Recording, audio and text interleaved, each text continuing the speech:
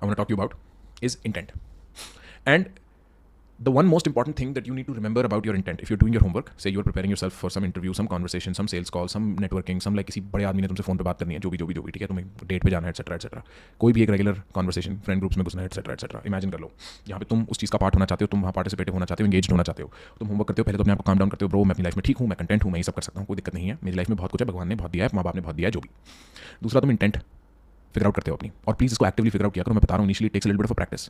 मतलब मैं भी आज भी when I am having a complicated conversational moment, right, जैसे मेरे को मान लो एडमिशन्स ऑफिस में जाके कोई बात करनी है कोलंबिया के, या मेरे को कोई एक सेकंड या थर्ड डेट पे किसी से मिलने जाना है, या मेरे को किसी एक इंपॉर्टेंट पॉडकास्ट के लिए किसी को रीच आउट करना है, तो I take a while to think about मेरा इंटेंट क्या exactly. Keyword precision, keyword exactly, क्या एग्जैक्ट इंटेंट है, और इंटेंट के साथ सबसे इंपॉर्टेंट कैरेक्टरिस्टिक जो आपको याद रखना है वो उसको प्रिसाइसली डिफाइन करना याद रखना है। मैंने एक वीडियो बनाया था, मेरे इंस्टाग्राम रील्स पे अवेलेबल है, जहां पे मैंने बोला कि यार जो वो नहीं सिचुएशन होती, मैं एक दिन किसी लड़की से मिला और मेरे को प्यार हो गया उससे, प्लीज उसे प्यार मत बोलो, उसकी एग्जैक्ट इंटेंट है तुम्हें वो पसंद है। प्यार एक और कॉम्प्लिकेटेड और मैसिवली इन्वेस्टेड कॉन्सेप्ट है जो टाइम के साथ अनफोल्ड होता है। पसंद है तुम्हें, अट्रैक्टेड हो, ये बात सच है। अब अगर तुमने बोल दिया तुम्हें प्यार है, तुम ब्लाइंड साइड करोगे खुद को उनकी उन सारी बेकार बातों से, क्योंकि तुम्हें उनसे प्यार है ना, प्यार है तो एक्सेप्ट करना है। अगर वो तुम्हें सिर्फ पसंद है तो तुम you'll filter to find out कि मैं जिस इंसान से सिर्फ एक बार मिला हूं वो इंसान है भी कि नहीं जो मैं अपने दिमाग में सोच रहा हूं। What happens when you define your intent properly is you create conditions of rejection. Under what circumstances I am going to say no. And when you have clear circumstances under which you will say no, you stop operating from the frame जहां पे भैया मेरे को तो आप बस attention दे दो, मेरे को तो आप कुछ दे दो, मेरे को आपकी बहुत जरूरत है, मैं बहुत डेस्परेट हूं, और आप वो डेस्परेशन हटा दोगे ना इक्वेशन से, you will start having normal conversations with people. Simple. ये एक सीक्रेट है। अगर आप इंटेंट क्लियरली डिफाइन कर लो ना अगर आप इंटेंट क्लियरली डिफाइन कर लो ना, इवन लाइक सर्कमस्टेंसेस में क्या होता है, आदमी डेट पे जा रहा है या इंटरव्यू के लिए जा रहा है, मैं हर सिचुएशन में हाँ बोलने वाला हूँ, सामने वाले को 5 मिनट पता लग जाता है इसके पास कोई और ऑप्शन नहीं है, ये सिर्फ यही है, इसके पास यही ऑप्शन है, यहाँ पे जी जान लगा देना चाहता है। और सामने वाला आदमी कभी कभी वो अप्रिशिएट भी कर सकता है कि भाई ये कितना कमिटेड है, may be if you can show commitment like that, but most times it's like probably he is not qualified enough, तभी तो उसके पास सिर्फ एक ही ऑप्शन है। ऑन दी अदर हैंड, एक काम और कलेक्टेड आदमी जो इस इंटरव्यू में बैठा है और एंड में बोलता है मैं आपकी कंपनी में काम करना चाहता हूँ क्योंकि मैं पिक करता हूँ इस कंपनी को।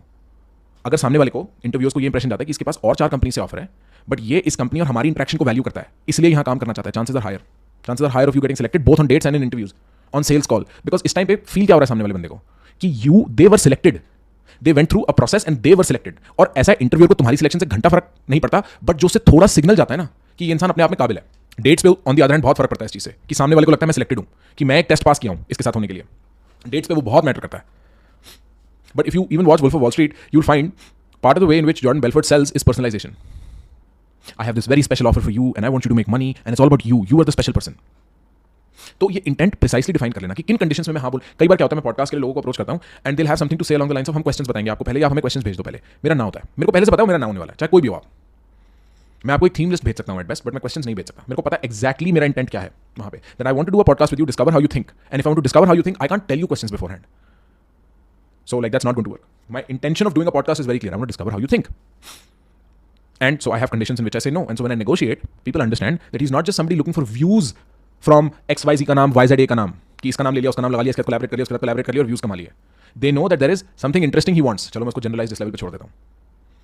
Why do you think would Shweta participate with me or Acharya Prashant participate with me? Because they know they're going to have a good conversation. They both know I will benefit from their collaboration more than they will benefit from my collaboration. But they're given something interesting. That's what they were promised. That's what I told them I'd do. You see my point? So with intent, it's very important to be precise. If there is no situation in which you're willing to say no in an interaction, you're dead. And so you need to know exactly what you're willing to say no to and exactly what degree of relationship you want to have with them. तुम्हें पता होना चाहिए, तुम्हारा homework वहां होना चाहिए. फिर तुम कॉन्वर्सेशन के बाद कभी लॉस्ट नहीं निकलोगे. ओ मैंने एक ऐसी चीज को हाँ बोल दिया, उससे निकलूं कैसे?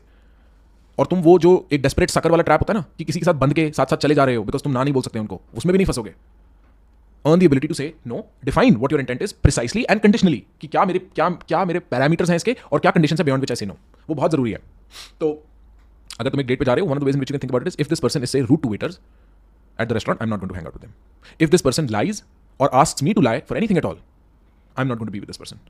So like you can have all these yes and no के conditions in your head. ऐसा नहीं है कि वो flexible नहीं है, वो change हो सकते हैं दोस्त, but वो clear होने बहुत जरूरी है. Clarity और flexibility ये ज्यादा इंपॉर्टेंट है, फिक्सिटी इंपॉर्टेंट नहीं है.